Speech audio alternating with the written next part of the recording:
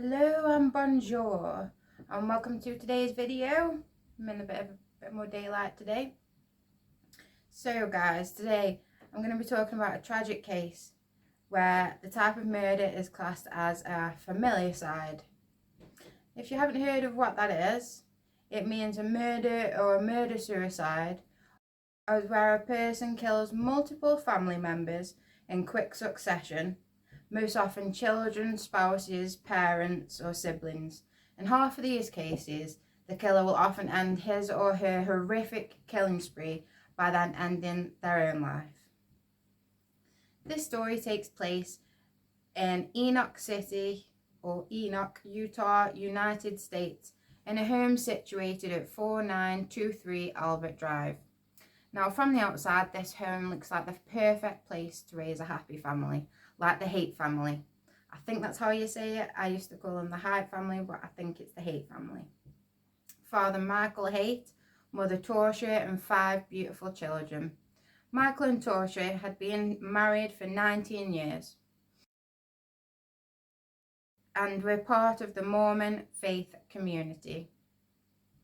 They had met at Southern Utah University. Torcia had a bachelor's degree in child studies, and Michael worked at Allstate Insurance as an insurance agent. They seemed like the perfect family, successful, lovely home, 5 beautiful children of various ages, living in a close community of around 7,500 people. But as we all know, looks can be very deceiving, and it seemed that nobody would have expected what transpired. It was just after Christmas, and snow still covered the ground around the Haight family home.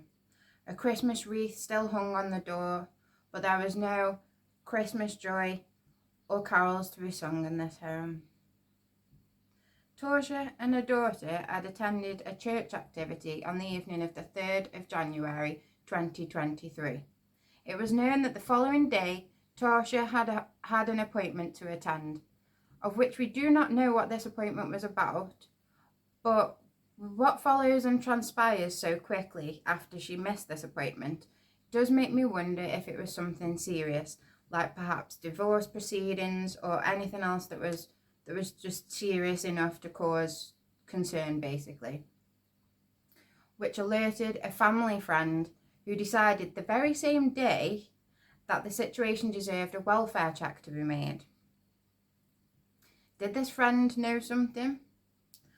Was she worried about the family? Well, these calls made to police certainly seemed to indicate this.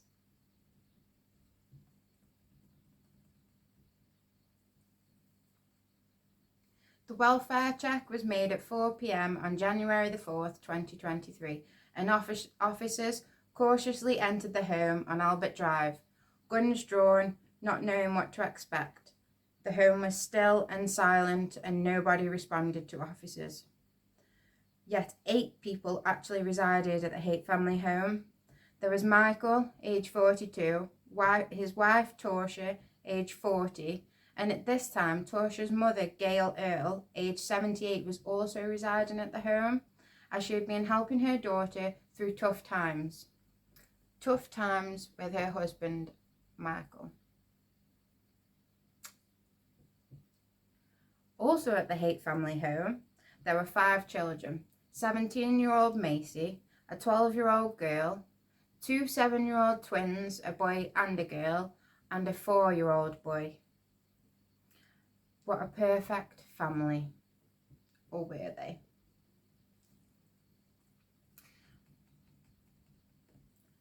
Michael would demean Torcia in front of the kids, calling her stupid and lazy. The fact he felt it was okay to speak to the mother of his 5 children in this way says a lot, to be honest. Unless he did everything at home, or they had a maid or a cook.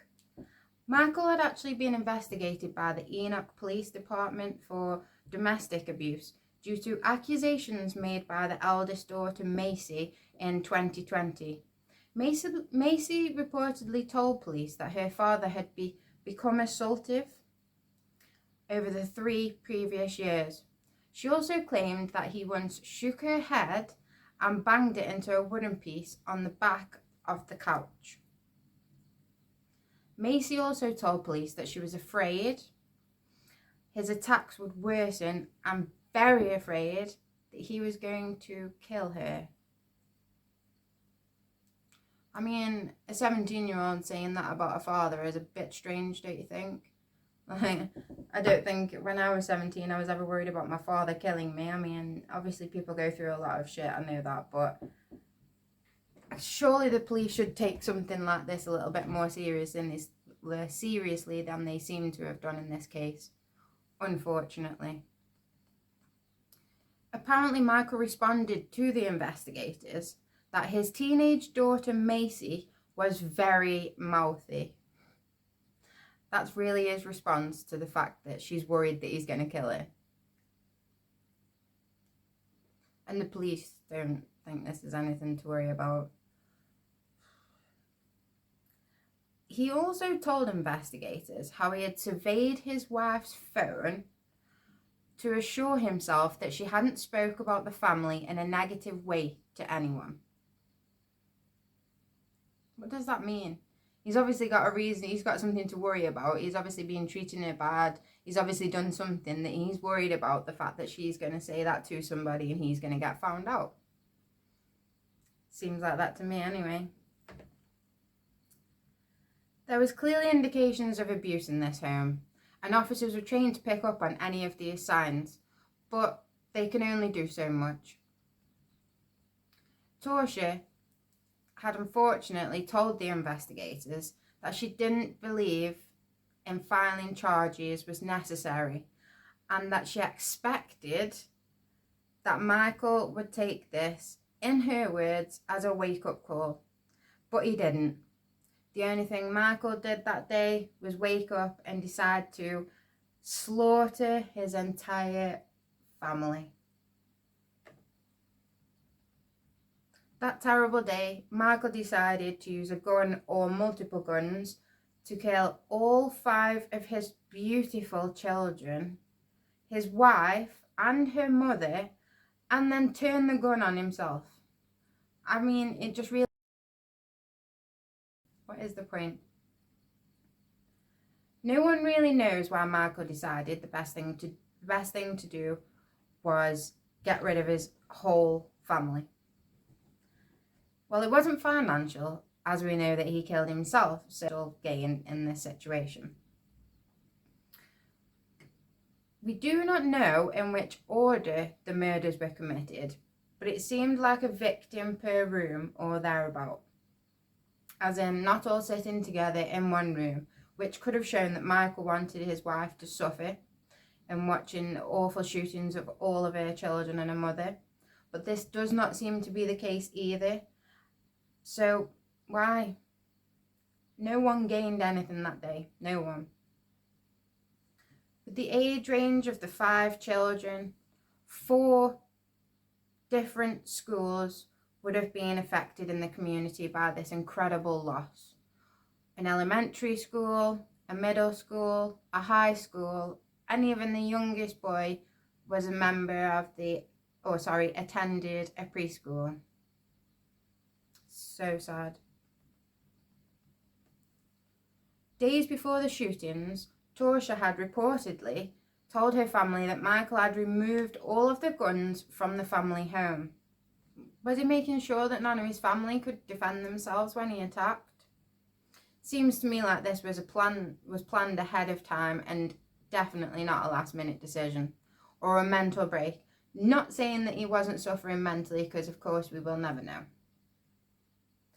Interestingly, it was found that Torsha had actually commenced divorce proceedings only 2 weeks prior to the family massacre, filed on the 21st of December.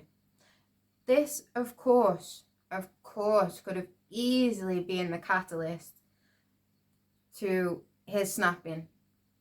You know, if I can't have you, no one can. And that can also include the children as well. That is not just for the spouses, that is definitely for the children. You know, the spouse could easily move on, get another partner. They can't handle that. majority of the time, you know, the woman will get the rights to the children. They can't handle that. We all know that women often have more of a chance of getting full custody, which I myself have never agreed with. Just saying. When asked about domestic violence allegations after the killings, the county attorney's office said it had found insufficient evidence to pursue criminal charges. Over 800 people attended the Haight funerals, with some even joining to watch on live stream. First responders who investigated the awful familicide that day made a beautiful show of affection and respect to their community by carrying the coffins. It's a shame that no one acted sooner, or no one could see what was coming with Michael. But this ends with everybody being imprisoned for life and death. Thank you for watching my video today. I know it was a really sad one, but it's also interesting to know about what's going on in the world and to also see the signs of, you know, abuse and perhaps future murder. Thanks, guys. I appreciate anybody that is watching, as anybody that likes, subscribes, whatever. I appreciate it. Any love that you can give, I appreciate. Thank you. Thanks for watching.